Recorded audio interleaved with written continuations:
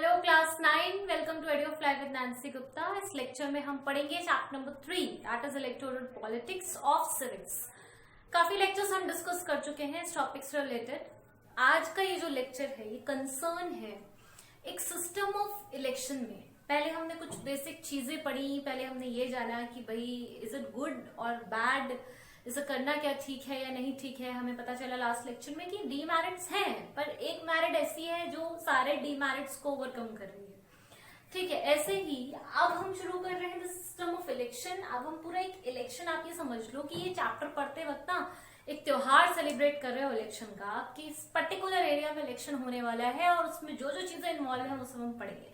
So let's now land down into a area, into a festival, into a zone of election और शुरू करेंगे कि क्या क्या होता है। तो देखो, सबसे पहले तो जो चीजें तय की जाती हैं वो होती है इलेक्टोरल कॉन्स्टिट्यूएंसीज। कॉन्स्टिट्यूएंसीज का दूसरा टर्म सीट्स भी होता है बच्चों। ठीक है, सीट्स क्या होता है? आपने कई बार सुना होगा ना कि इसने इतनी सीट जीती है, उसने उतनी सीट जीती है, उसने उतनी सीट जीती है, इस पार्टी ने। ये सीट्स क्या होती है? देखो, इतना बड़ा इंडिया है हमारा, तो इतने बड़े इंडिया में ये कैसे डिसाइड होता है कि इलेक्शन कहाँ कहाँ होगा? हम क्या करते हैं, हम अपने इतने बड़े मैप को छोटे छोटे छोटे छोटे टुकड़ों में डिवाइड कर देते हैं। ठीक है, और फिर हम वो तय करते हैं कि इस टुकड़े पे से एक रिप्रेजेंटेटिव सेट किया जाएगा या यहाँ पर इलेक्शन होगा एक सीट के लिए। उस पर्टिकुलर एरिया को हम बोलते हैं कॉन्स्टिट्यूएंसी। ठीक है, क्योंकि वोटिंग होती है, वोट से संबंधित है, इसलिए इसका नाम है इलेक्टोरल कॉन्स्टिट्यूएंसी। तो यही इसकी डेफिनेशन है। The country is divided into many different areas for the purpose of election. These areas are known as electoral constituencies. Lok Sabha election में हमारे इंडिया में इस वक्त 543 कॉन्स्टिट्यूएंसीज बनाई हुई हैं। पूरे भारत में 550 तकरीबन जगहों पर 543 जगहों से हम जो है पूरे रिप्रेजेंटेटिव्स को इलेक्ट करते हैं और वोटिंग के प्रोसेस के थ्रू। आई होप ये इतना मुश्किल नहीं है, समझ में आ रहा होगा। लास्ट में मैं एक मूवी भी अटैच करूंगी, पर आज नहीं। जब पूरा सिस्टम ऑफ इलेक्शन पढ़ लोगे ना, तो पूरे सिस्टम ऑफ इलेक्शन के ऊपर बेस्ड एक मूवी अटैच करूंगी, ताकि ये सारे टॉपिक समझ में आ जाएंगे सब। ठीक है, बाकी इसमें कुछ मुश्किल नहीं है, आप ये समझ लीजिए। ये हाँ, एक बच्चे ने मुझसे क्वेश्चन पुटअप किया था लास्ट टाइम जब मैं पढ़ा रही थी, मुझे याद आ गया। उस बच्चे ने मुझसे पूछा था, मैम क्या ये कॉन्स्टिट्यूएंसीज हमेशा रहती हैं? उसका ये मतलब था कि जो विभाजन है, ये जो छोटे छोटे टुकड़ों में हम अपने कंट्री को ब्रेक कर रहे हैं, क्या ये किसी और पर्पस में भी बाद में इस्तेमाल किया जा सकता है? तो नहीं, जवाब है नहीं, ऐसा नहीं होता। आपका स्टेट अलग है, यू हैव 29 स्टेट्स, उनसे कोई मतलब नहीं है, वो बिल्कुल अलग है। एक स्टेट के अंदर बहुत सारी कॉन्स्टिट्यूएंसीज होती हैं। कॉन्स्टिट्यूएंसीज का मतलब सिर्फ और सिर्फ वोटिंग से है। ठीक है, इसको वोटिंग के अलावा किसी और चीज से इस वक्त ना जोड़े। तो ऐसे जगहें, जितनी जगहों पे हम वोटिंग करते हैं, ऐसा समझ लो उतनी जगहें कॉन्स्टिट्यूएंसीज हैं। तो टोटल 543 जगहें हैं जो हमारी लोकसभा इलेक्शंस के लिए रहती है। ठीक है, अब आ जाओ एमपी। आपने कई बार सुना होगा वो बंदा एमपी है, वो बंदा एमएलए है ना। Who is MP and who is MLA? MP is a representative elected from each constituency. ठीक है, अगर इस कॉन्स्टिट्यूएंसी से ये जो बात हो रही थी, जैसे कि आपने मैं कहाँ बनाऊं, जगह तो नहीं मिल रही मुझे। अच्छा चलो, ये जो स्टार बना हुआ है ना यहाँ पे, यही ये समझ लेते हैं ये कॉन्स्टिट्यूएंसी है। 1 2 3 4 5 6 7 8 9 10 11, ये 11, ये पूरा इंडिया है और यहाँ पे 11 कॉन्स्टिट्यूएंसी इस वक्त मेरे बोर्ड पे बन पाई है। तो जो 11 बंदे यहाँ से जीतेंगे लोकसभा इलेक्शन में, वो होंगे एमपीज। ठीक है, क्लियर हो गई बात? अब देखो एमएलए किसे कहते हैं। Each state assembly elected representative is known as member of legislative parliament. Full form है member of legislative parliament. member of legislative parliament क्या होता है बच्चों? हर वो आदमी जो स्टेट इलेक्शन में जीतेगा। अब देखो, अब ऐसा हो सकता है कि मान लो 1 2 3 मिलके एक स्टेट बना रहे हो, ये तीनों मिलके एक स्टेट बना रहे हो। ठीक है, तो अब इस स्टेट इलेक्शन में कितने लोग एमएलए होंगे? 1 2 3। समझ में आ रहा है? बात समझ में आ रही है? अब देखो, अब आते हैं रिजर्व कॉन्स्टिट्यूएंसीज पर।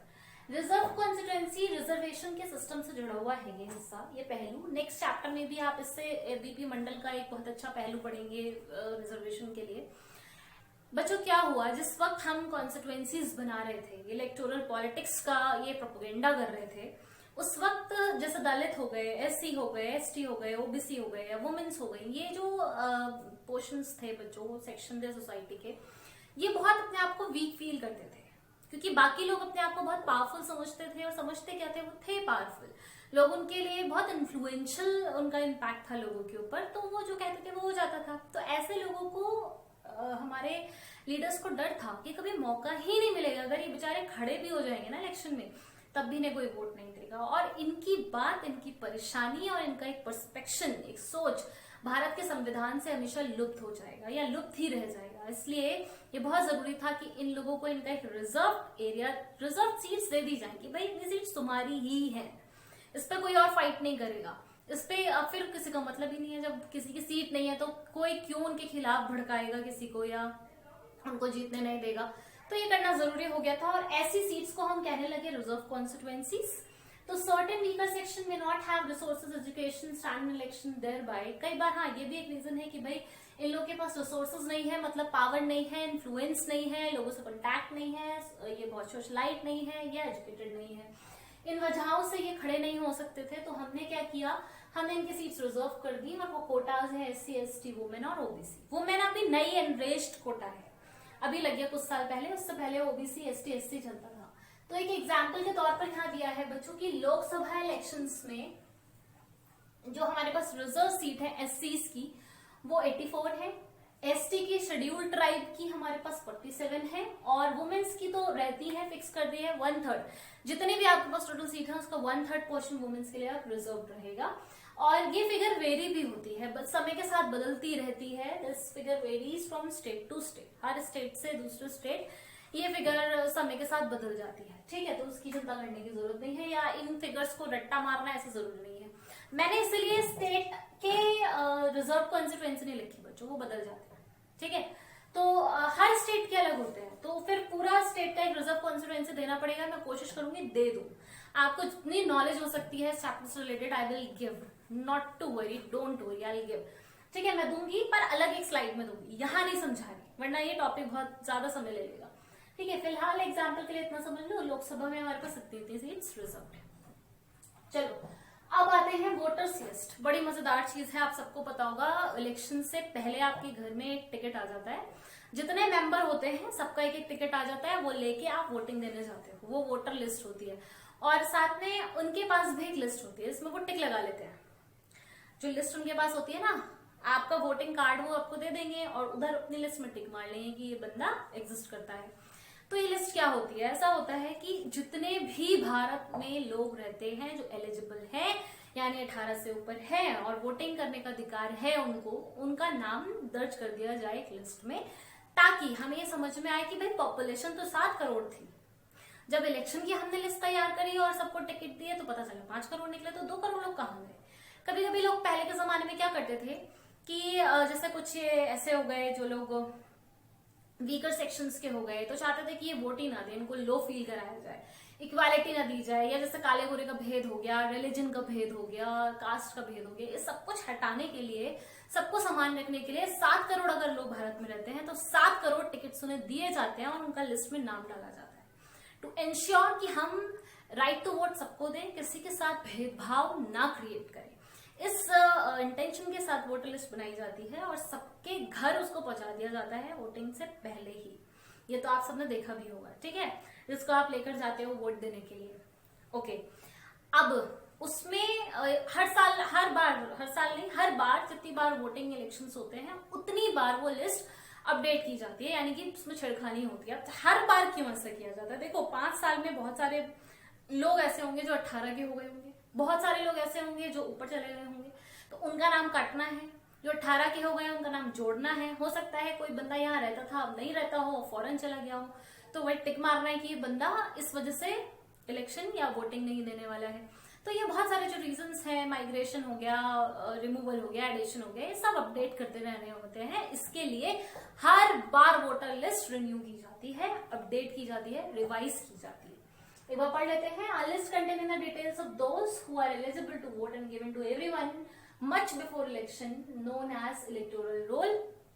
इसको आप इलेक्टोरल रोल भी कह सकते हो और वोटर्स लिस्ट भी कह सकते हो, दोनों ही इसी के नाम है।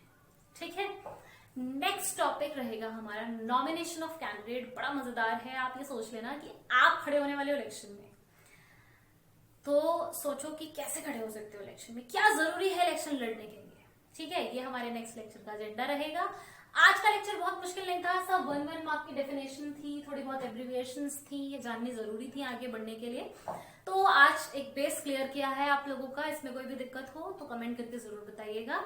Till then stay tuned for the next lecture which is very important as well as interesting, and stay healthy. Good day. Have a good day.